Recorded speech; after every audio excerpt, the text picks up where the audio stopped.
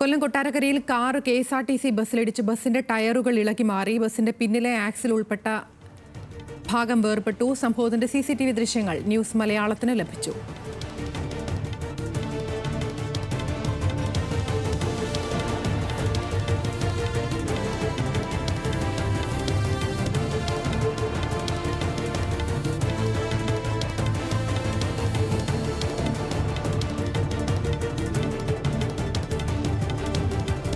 ഷമീർ അബ്ദുലുണ്ട് കൊല്ലത്ത് നിന്ന് വിശദാംശങ്ങളുമായി. ഷമീർ, ഈ ദൃശ്യങ്ങൾ കണ്ടിട്ട് തന്നെ വളരെയധികം പേടിപ്പിക്കുന്ന ദൃശ്യങ്ങളാണ്. ഈ വലിയ തരത്തിലുള്ള അപകടങ്ങളൊന്നും ഉണ്ടായില്ലല്ലോ അല്ലേ?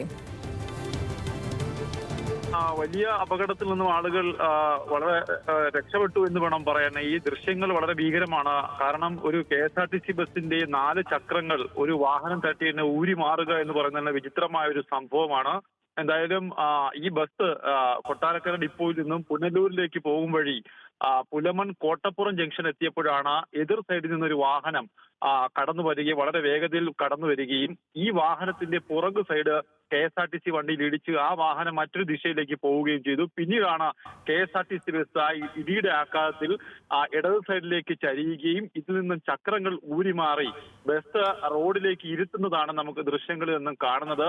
ബസ്സിൽ ഉണ്ടായിരുന്ന ആളുകൾക്ക് എന്തായാലും ഭാഗ്യവശാൽ വലിയ പരിക്കുകളൊന്നുമില്ല, നിസ്സാര പരിക്കുകൾ മാത്രമാണ് ഉള്ളത്. ഇവരെല്ലാം തന്നെ ആശുപത്രിയിലേക്ക് മാറ്റിയിട്ടുണ്ട്. ഇന്ന് രാവിലെയാണ് ഈ സംഭവം നടന്നത്. പക്ഷേ ഇപ്പോഴും യാത്രക്കാർ ഉന്നയിക്കുന്ന ഒരു ചോദ്യം, KSRTC പോലെ ഒരു പൊതുഗതാഗതത്തിൽ ഉപയോഗിക്കുന്ന ഒരു വാഹനം ഇത്തരത്തിലൊരു ചെറിയ ഇടി നടന്നപ്പോൾ തന്നെ അതിന്റെ ടയറുകൾ ഊരി മാറിയ സംഭവം, 4 ടയറുകളും ആക്സിലുമാണ് ഒടിഞ്ഞു മാറിയത്.